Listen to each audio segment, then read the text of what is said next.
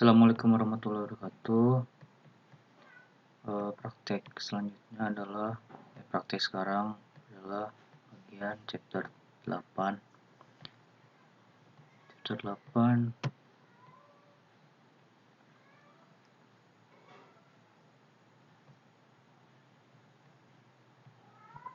yaitu tentang generatif adversarial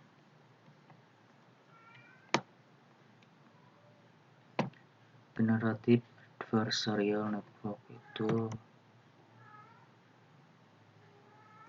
perkenalan generatif adversarial network. Ini bukunya yang dikarang oleh Kailash Hirwar.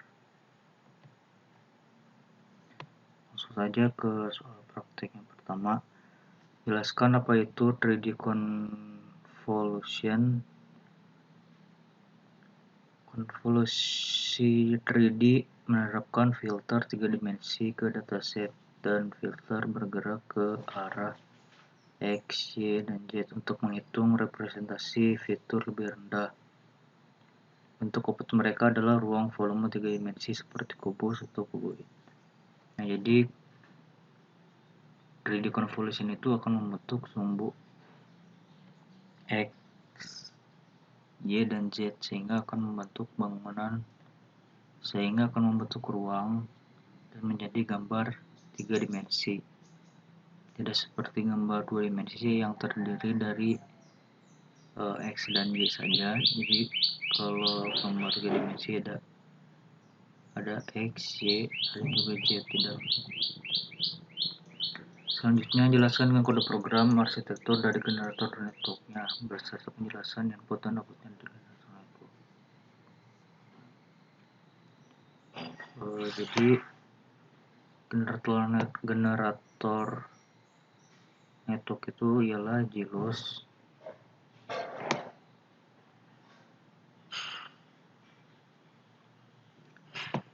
Bentuk jaringan generator dapat dilihat berkebalikan dengan struktur jaringan secara pada umumnya. Jaringan generator menerima input sebuah vektor angka Z. Jadi generator itu merubah vektor menjadi gambar. Kemudian mengubahnya menjadi output menjadi gambar 3 dimensi.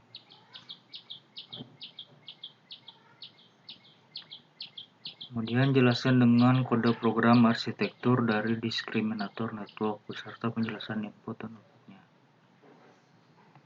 Ini generator.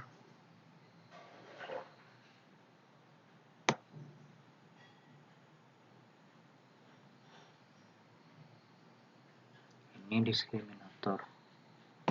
Diskriminator adalah DLOS. Jaringan diskriminator merupakan jaringan klasifikasi biner yang menerima input gambar 3 dimensi dan mengeluarkan klasifikasi menyatakan input gambar adalah gambar asli dari dataset atau merupakan gambar buatan generator. Jadi gambar yang tadi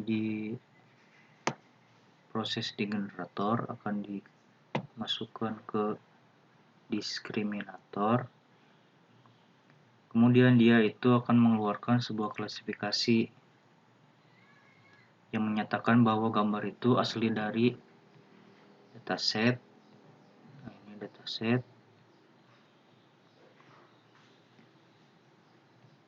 atau dari hasil generator tadi.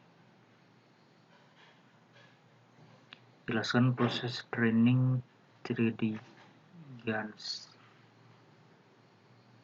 Proses training 3D GAN itu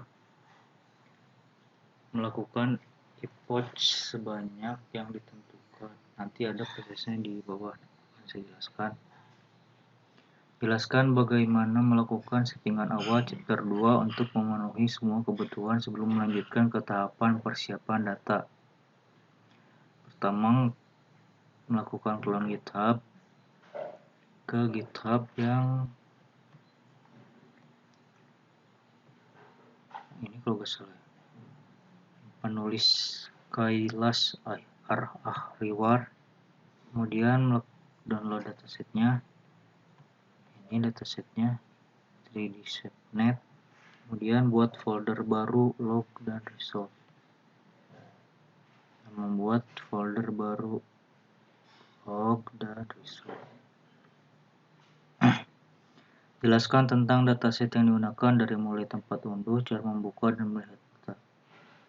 Nah, untuk tempat unduhnya itu ada di Google Drive yang dibagikan oleh Mr. Awangga.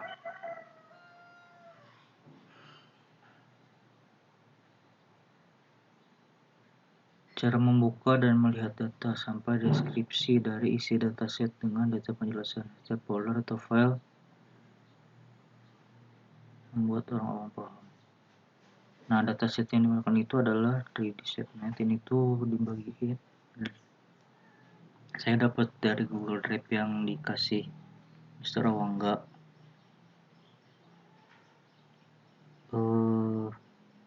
Cara membukanya. Kalau membuka biasa seperti ini kan. Kalau membuka di Python diarahkan direktorinya. Ini bagian display ini diarahkan direktorinya seperti ini. .dot, kemudian 3DShapNet, volumetric data, ini card 30 test card.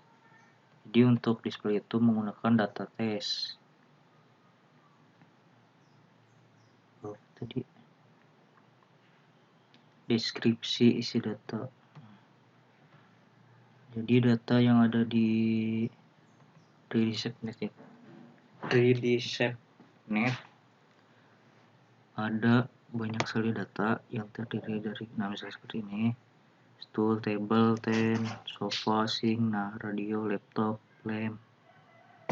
Nah, di dalam data ini masing-masing ada data test dan data train.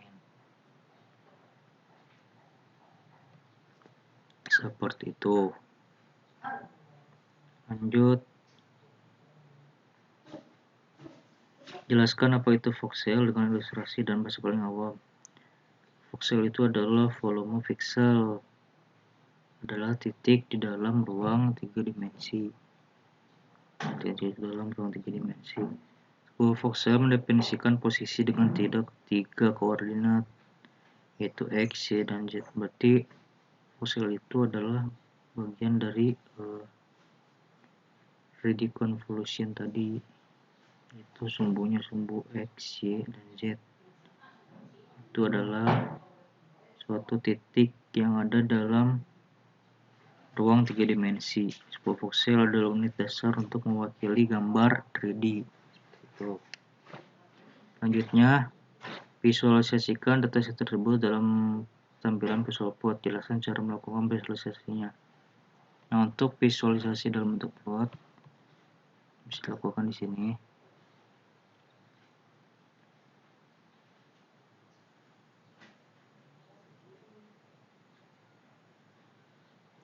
Pertama, import library, kemudian diarahkan direktorinya ke dataset yang akan dipanggil.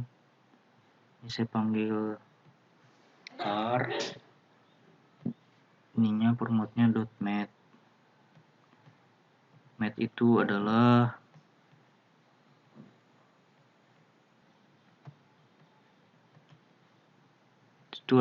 Microsoft Access Table, itu mat.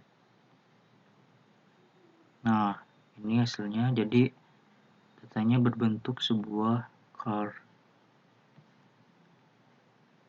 Jadi dia menggunakan matplotlib. Selanjutnya, buka file round.py, jelaskan berbaris kode pada fungsi untuk membuat generator, yaitu build generator. Nah, membuat build generator itu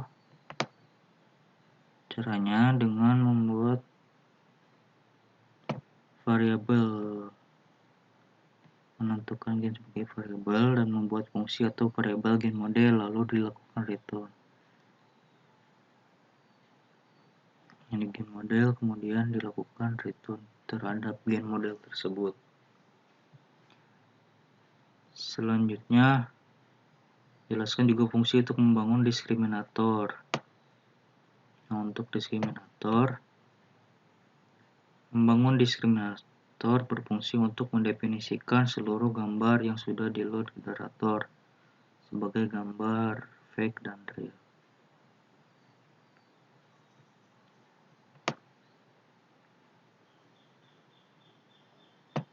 Nah, ini hampir sama sih, pertama membuat variabel dis, kemudian melakukan perulangan. Nah, si dis model itu panggil di return. Jelaskan kode program if name sama dengan main. Ini coba kita running.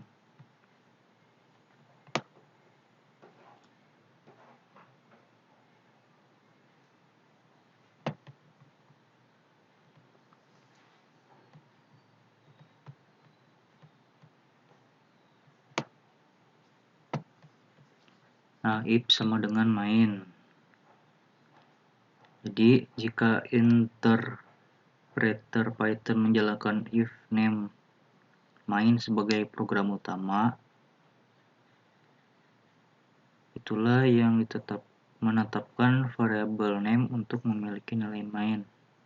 Jika file ini sedang diimpor dari modul lain, name akan ditetapkan ke nama modul. Nama modul tersedia sebagai nilai name untuk name variabel global. Kemudian jelaskan kode program specify hyperparameter. Nah, ini untuk memanggil dataset yang sudah ada. Di sini objek name-nya cuman ada char.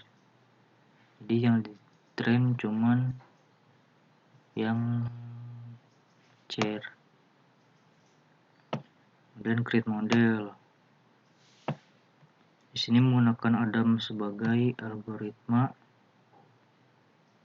pengoptimalan dan binary cross entropy sebagai kerugian loss. Ini udah.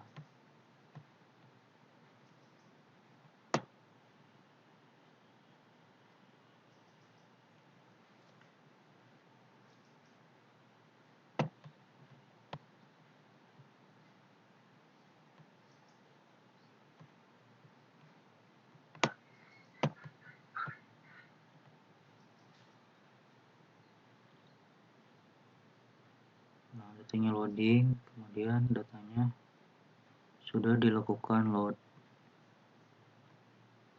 Ini untuk membuat model.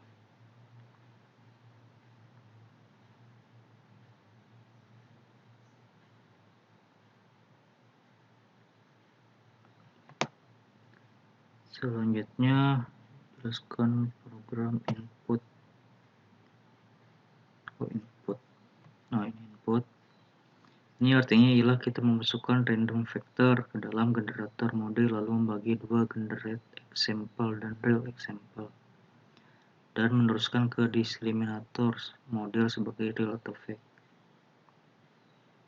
Nah, di sini dibagi ya, dimasukkan ke dalam, jadi vektornya itu dimasukin ke dalam generator. Ke generator itu ini untuk mengubah vektor menjadi gambar, kemudian dibagi dua, yang generate dan juga real. Nah, setelah itu diteruskan ke discriminator. Discriminator itu kan nanti akan mengetahui mana yang asli, yang diambil dari dataset, ataupun yang melewati proses generate terlebih dahulu.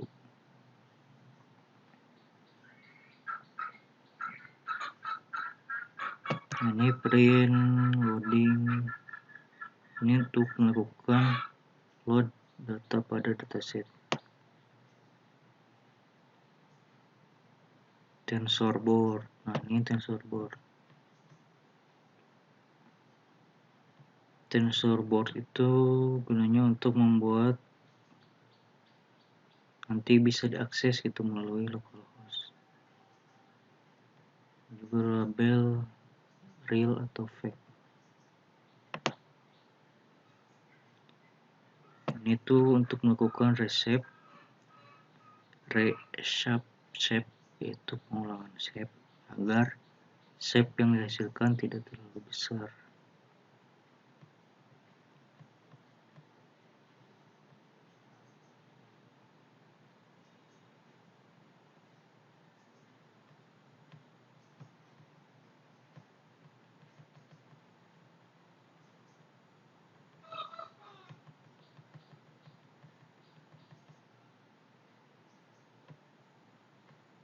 Kita tunggu ya, akan saya pause karena akan lama waktunya.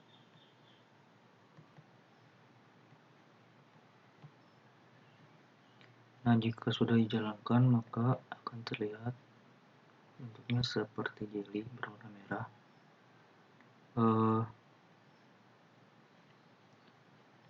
Menjelaskan selanjutnya adalah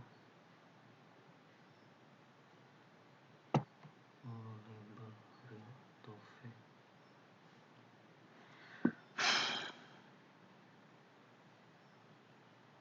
Ini if mode train. Nah, ini yang akan saya jelaskan selanjutnya.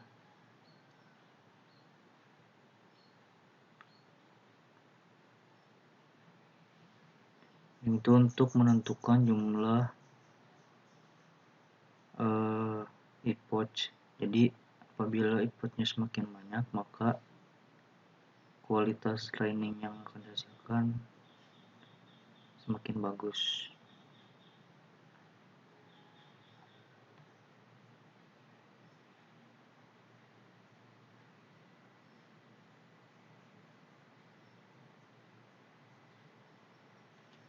Jelaskan program number of bits. Number of bits itu adalah untuk membuat gambar bersih dari noise dan juga menyesuaikan shape. Jadi data-data yang di train ini adalah gambar yang sudah bersih atau yang terbebas dari data yang noise.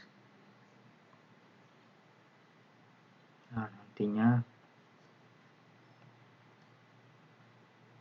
di sini juga akan menyesuaikan bit saja itu akan nanti menyesuaikan dengan shape.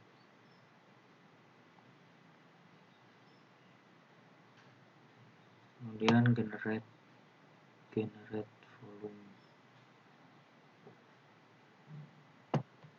Nah, di sini discriminator bisa load gambar fake dan real dari generator. Oleh karena itu ada generator loss dan discriminator loss untuk melihat seberapa baik kualitas yang dihasilkan. Jadi untuk melihat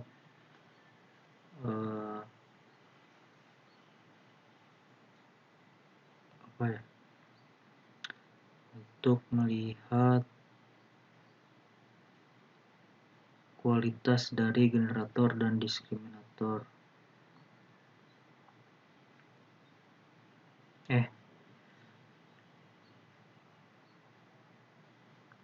Diskriminator bisa load gambar fake dan real dari generator. Oleh karena itu ada generator loss dan diskriminator loss untuk melihat seberapa baik kualitas yang dihasilkan.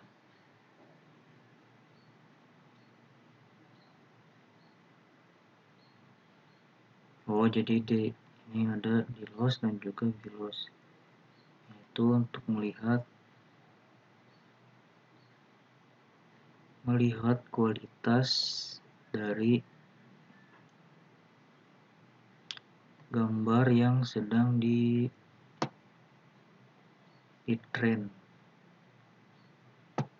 Nah, ini train diskriminator network dan juga train the generator network.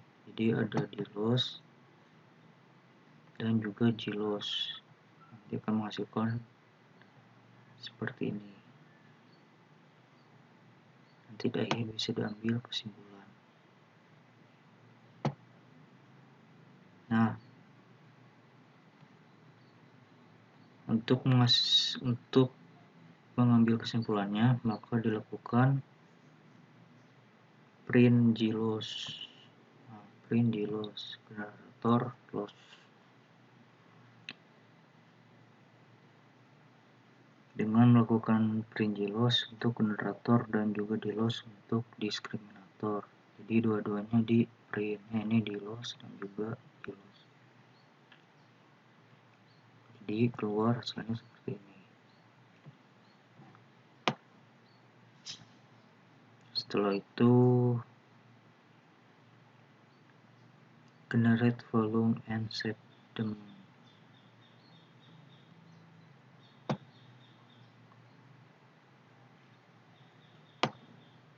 Nah, mengapa ada perulangan? Karena untuk melakukan perbandingan dari hasil yang didapat. Setelah itu write losses to TensorBoard. TensorBoard adalah sebuah aplikasi web localhost untuk memeriksa dan menyelesaikan grafik dari TensorFlow. Jelaskan kode program set model. Nah, di sini ada H5. H5 adalah file data yang disimpan dalam format data hierarki atau HDF berisi array multidimensi data ilmiah. Jelaskan kode program create. Nah, di sini ini adalah tahap akhir untuk melakukan testing dari model yang telah dibuat dan buat model dari yang sudah di-create sebelumnya, yaitu generator dan diskriminator.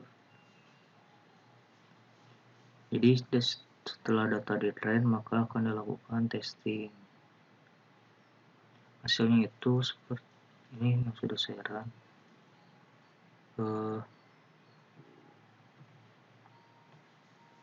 Hasilnya akan muncul di result seperti ini. Nah, mungkin seperti itu saja dari saya. Kurang lebihnya mohon maaf. Assalamualaikum warahmatullahi wabarakatuh.